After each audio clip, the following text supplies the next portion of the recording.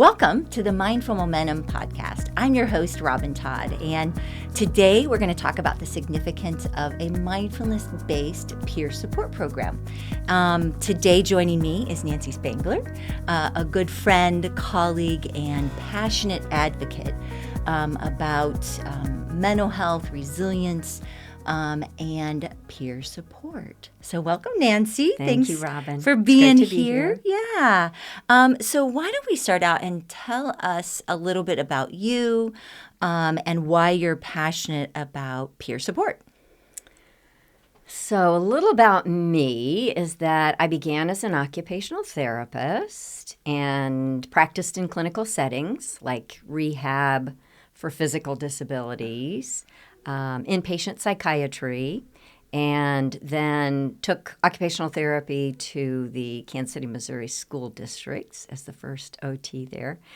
Then I did corporate health promotion, so trying to help prevent heart attacks and cancer, helping people quit smoking, that kind of thing. But I always had this mental health emphasis because of my background. Sure. And then about 20 years ago, I really started to focus in on the preventive aspects of mental well-being, how it is, what are the skill sets we need to be able to be mentally well rather than waiting until you are ill, just like heart disease. We don't wait, we are proactive. So that's what I've been focusing on.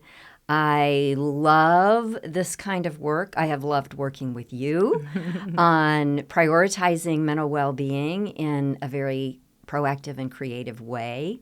And I just think the door is wide open for us to do some really exciting things. Absolutely. And of course, our paths aligned with our mutual passion for mindfulness and resilience. And I love all the wisdom that you bring to this program and to Mindful Momentum, and as being kind of our senior researcher as well.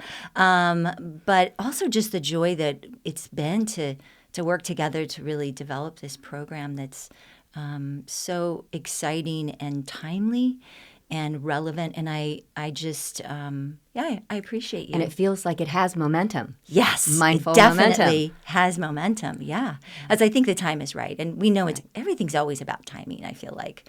And so people are ready. I think that was the gift of COVID a little bit, of kind of really elevating that conversation about mental health and well-being. So tell us, let's go a little bit about the peer support program. So what is peer support? So peer support began in the mental health arena as people entered substance abuse and alcohol treatment. They had a lived experience, and in many ways they were able to help others take a step towards getting help. What they found was if they trained people in certain skill sets as peer supporters, they were so helpful in making that kind of treatment more effective. So that grew, and as things often happen, people get an idea of, well, if that works in that setting, it might work in another setting. In our case, it was really interesting for us when we began working with a union here in Kansas City, the local 533 Pipe Fitters Union. They wanted to address mental health. They'd had some experiences with some members, and they were unsure how to go about it. So we held a listening session and found that there were some people who were naturally the kinds of helpers that a peer supporter would be. So it just seemed natural for us to train some others to be a little more like those ones who were naturally good at it, and to support them in a more structured way. So this was the launching of this idea, and as we found, there are others who are interested in pursuing this as well. Yeah. So it's kind of an exciting time. Well, and a couple of things that I really appreciate about the program is, one, it elevates leaders, people to be leaders, just your everyday, I like to call them boots on the ground, because they're people embedded in the workforce that are passionate, that are naturally just able to have those skills in some way or fashion, and really just care deeply about each other. I think we both have talked so much about how inspiring this work has been in working with people, and I think it's so. I guess it feels good to know that as human beings, I think we all want to help each other. And, our world's full of all kinds of stuff that's hard and difficult and division and animosities. And I think at the end of the day, we do all care deeply for each other because we know that when the people around us are not thriving, that impacts us, right? That whole, ripple out and just that deep care and concern. Yeah. So, and I think that's where it started with the substance abuse. That is a really difficult road to go down. And when you're successful and you know some tricks of the trade, it's natural to want to help somebody else see the light that you saw and to develop some of those skill sets. So the fact that this is happening in other settings is really encouraging to me. It's also happening in schools and in other industries where there is this natural support. You have a culture of caring for the people who you're spending time with. And when you see someone struggling, it's natural to want to help them in some way. But with mental health, it's a little different. Right. When you aren't quite sure what's going on with someone, you know they're struggling, but you don't know why. You know they're acting a little different. They may look a little different. Maybe they're disheveled, or maybe they are responding either in anger in an unusual way for them, or sadness, crying. Sometimes it's more natural for us to look away or to give them space and assume that they'll shake it off. But that's not always the case. So training people to be okay with having difficult conversations when someone's troubled.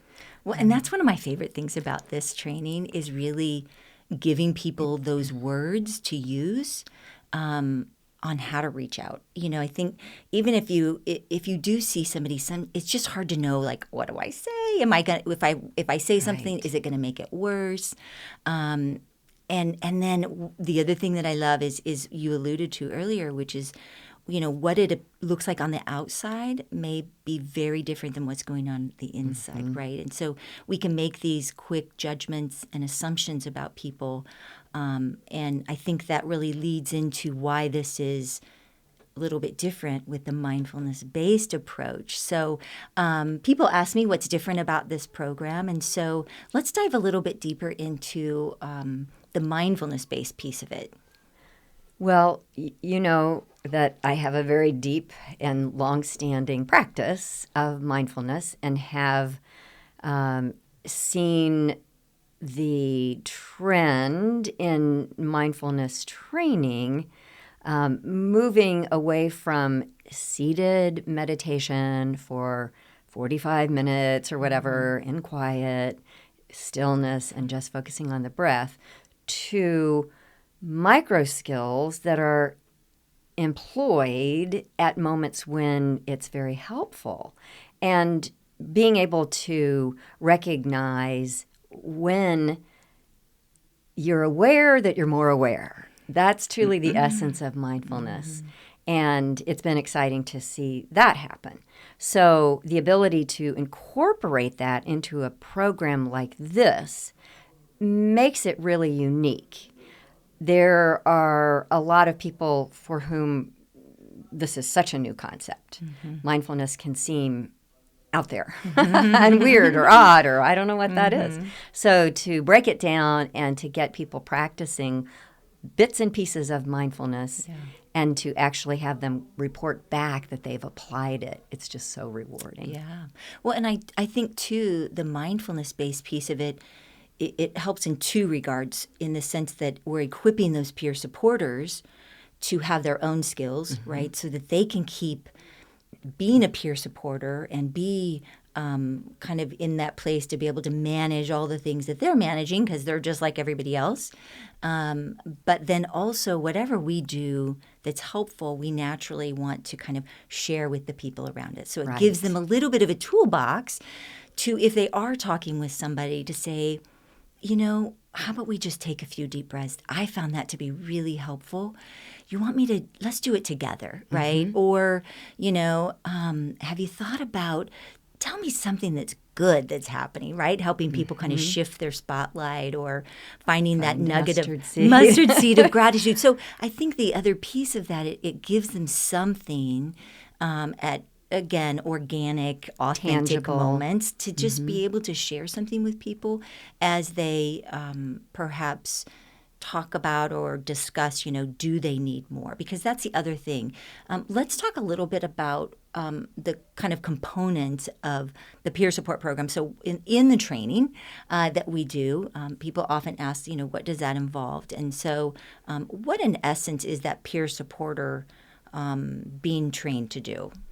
Basically, to listen empathetically, to help establish trust so that the person feels okay talking with them, and then to use their mindful awareness to judge when it's appropriate to go a little deeper, and to maybe ask some questions, some open-ended questions, reflect back what they hear, be sure it's accurate, then help the person make a next step. Like, how could I help you further?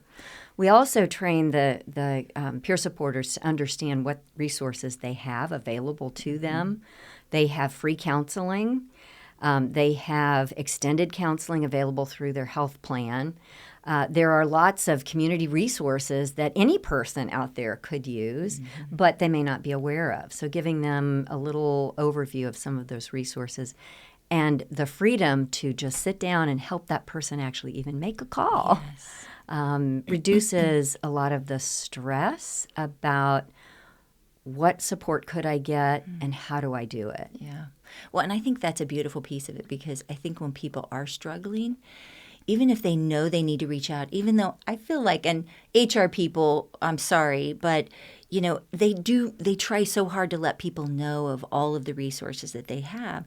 But it's kind of like, until you need them, you really Right. don't pay attention, right?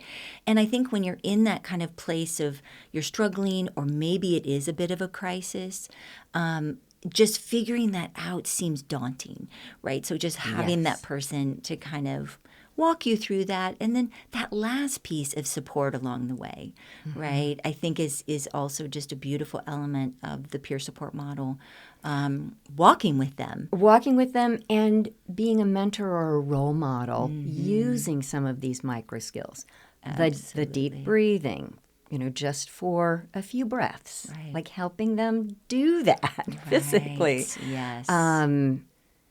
Slowing things down so that they can recharge rather than using automatic brain circuits, using more intentional, more reflective brain circuits, so that they can think through what choices they want to make that align with their values. We do talk about values in the program, and how it is that being together as a union in particular, how it is that they support one another. That's just a big part of the integrity of their organization.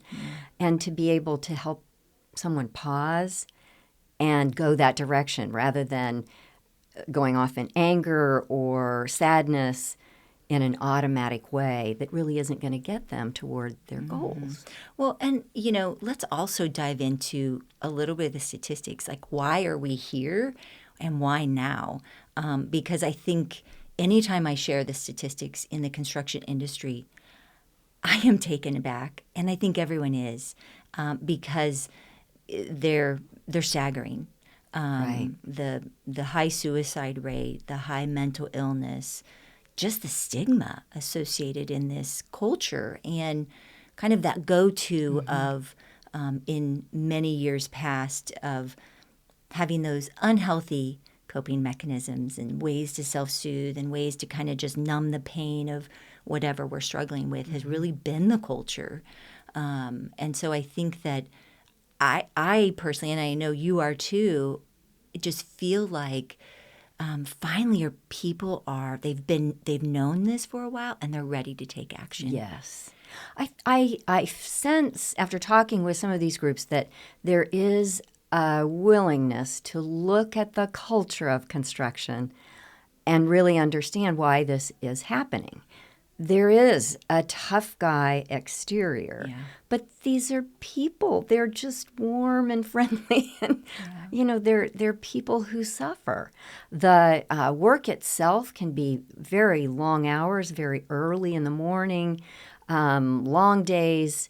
Some of the construction projects take these people to other towns, and they could be away from their families for extended weeks. Mm-hmm. That's a lot of pressure. Right. And you're also there at night, and after you've had a long day, what is there to do but to go to a bar? And that's just natural. Right. It's also a culture of joking, a lot of joking, a lot of ribbing, which is so much fun. And it's what I grew up, the culture I grew up in a construction family. And you have to have a little bit of a tough exterior to take that, to be the butt of a joke, and to come right back with something right at them. Right. And if that's not natural for you or the way you've been brought up, that can be tough. Yeah. So I think being able to look at that and to be aware that that exists in interactions within groups, there could be a way of being a little less sarcastic or understanding that the pressures that exist from a contractual standpoint at times may need to be negotiated differently. So I think bringing together the unions and the contractors will be a direction that we hope to go towards. Well, what's the goal here? The goal is to have a project on time with safe outcomes and, under budget, but let's be realistic. Well, and I love that you bring up safety, because I think that's something that we have found to be a door to go in is through that safety. I mean, these people are putting, many of them, put in very, very dangerous situations, as people shared with us, kind of the fear of something happening to them every day they go to work. And when you think about, the person next to you, the decisions they make, the baggage they bring to the moment, to their ability not to follow protocol of safety procedures that they know, but because of distractions or overwhelm or stress or anxiety, depression, pressure, all of those things kind of really impact that ability to follow those. And so I think, we want people to thrive, but we want them also to be safe and to have that psychological safety as well in the workplace. I mean, there's just so many layers that this really begins to address. The psychological safety and the ability to speak up when you see that there is a safety issue, that is extremely important for a good outcome for all. And yet it takes a real look from a leadership standpoint as well as an individual standpoint. There has to be kind of a sense of responsibility on both parts and a sense of safety and trust. Right. Absolutely. And that's just that. Every organization struggles with that, but I think in construction in particular, we're seeing that there needs to be some work in that direction. Yeah, absolutely. One of the other things that I really love about this program, you talk about that kind of rough and tough exterior, right? And of course, we've had the honor of being around these guys and gals, but just kind of how they talk and interact. And I love this model because it empowers people to kind of, here's the foundation, the foundational information and knowledge and skills. Now make it your own. Turn it into something that you would say, because what I would say would be different than what, John Smith would say, or whatever on the workplace or work site. And so I think that's been really fun, and also then. For those listening, watching, the next step that we have found is also interesting is the Train the Trainer program, right? So again, not to rely on these outside resources to continue to come in, but really help them take ownership in this program, to train them, equip them to be able to keep that going so it's sustainable, so it's more they're the ones who are cost-effective. there. Yes. And I love that. I do too. I just feel like it's really going to help that culture shift, which we know is going to take time, right? I mean, any cultural, especially one that's been entrenched where the construction industry has, I mean, it's going to take years and years. But I think every small baby step we move toward developing that, especially as we talk about, the younger generation and training these apprentices, and, eventually they will all be, out in the workforce. And if we can share these things with them and model these things now, Right. it's gonna really make a difference in the future. Yeah. So I think that's another thing that makes our program different from many in terms of construction mental health approaches. Everyone acknowledges that the suicide level is high in construction and are looking at ways to address that and to gain awareness about the suicide hotline and to help someone who might be in crisis. which is all great, It's right? all great. It's all Absolutely. necessary. Yes. It's very, very important. And yet, just as with heart disease, we wouldn't wait until somebody has a heart attack in order to address it.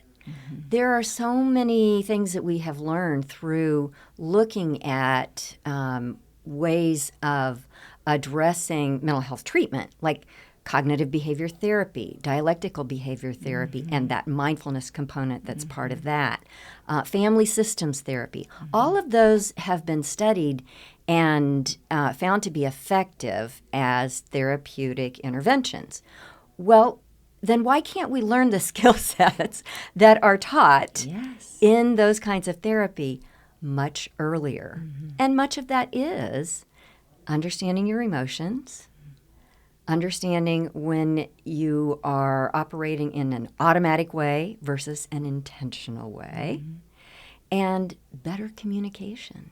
So Absolutely. I love being able to address Yeah, those. and it's being proactive, right? Right. It's just equipping people before they get to that place Yes. of suicide ideation. Right. Right? I mean, nobody wants that. So how, and yes, we do need to address that, but how do we start building in the scaffolding of support prior to that to eliminate people even having to go there? Right, the think support this. aspect. So when you're able to reduce angry outbursts because of underlying mental illness or mental health challenges, or you're able to reduce sarcasm, that can help protect the relationships that help you keep depression and anxiety at bay. Yeah. So that too, why are we not really honing in on protecting relationships within these units? And When I think one thing that you touch on there that I love is the mindfulness piece is also that without judgment. yes, Right? I mean, that's such an important self-compassion and other compassion. Yes. We go through that, and that is like so new. People are looking at us like, what is this? part. And yeah. And then if you practice it, you realize that's really powerful. I don't need to beat myself up over something that I did wrong. I can acknowledge it, note the next time that that's not how I want to do it, and hope that my automatic actions don't lead me there. But the more we practice self-compassion, the more we're able to move on more quickly and not feel guilt and shame. Well, and it so is deeply. so counterintuitive to the culture, right? The suck it up, buttercup, get over it, move on. This tough exterior has not promoted that, right? I Right. mean, so it's understandable that people Yes. are, not knowing those skills and unless Right. they've had that, from some other source. But it just, begets more Yes. suffering that we bring onto ourselves. And with that suffering and shame and guilt, Yes. a natural direction is substance abuse and alcohol. And alcohol is a really high piece of the culture. Yeah. It is something that is just kind of standard, and yet there are ways to look at that as well. If it is problematic for you, there are skill sets you can learn and habits you can develop that help you just reduce the negative outcomes of substance abuse. Well, and again, I applaud the industry. I think that they have done a lot of work in helping with, drug misuse over the years, because it did get to a very, a very high level of that being going on in the industry. So I applaud that work, and I'm so grateful that they're ready to start looking at this now. One of the things I wanted to share, just for the people watching or listening, just some of the statistics. So one of the recent studies, I believe it was in 2020, found that 83% of construction workers have experienced a mental health issue. That's very high. Workers have a 4 times greater suicide rate than the national average. When I found those years ago, it just breaks your heart. Right. And when I talk to people now, they just don't, nobody really thinks about it. Right. Unless you're in the industry, and then you are not, Yes. So you're seeing it. because you see it. You've lost friends and colleagues to this. Typically, workers in this industry are 5 times more likely to die by suicide than they are to die from a work-related injury. Like I said, staggering. They are also disproportionately prone to abuse drugs and alcohol. Yeah. So we have our work cut out for us. Yes, but we do. I am so grateful and so inspired to the people that we've already started working with, to just, I think we both agree that our job is serving others in a way to help them thrive, and whatever that looks like. And this is what it looks like right now. And I'm just so grateful to be doing it with you, Nancy. Me too, Robin. So grateful that we could be here today talking about this. Certainly, if you want more information about the Mindfulness-Based Peer Support Program or anything else about mindfulness or resilience, feel free to check out my website at mindful-momentum.com. Until next time, we'll see you soon. Bye-bye.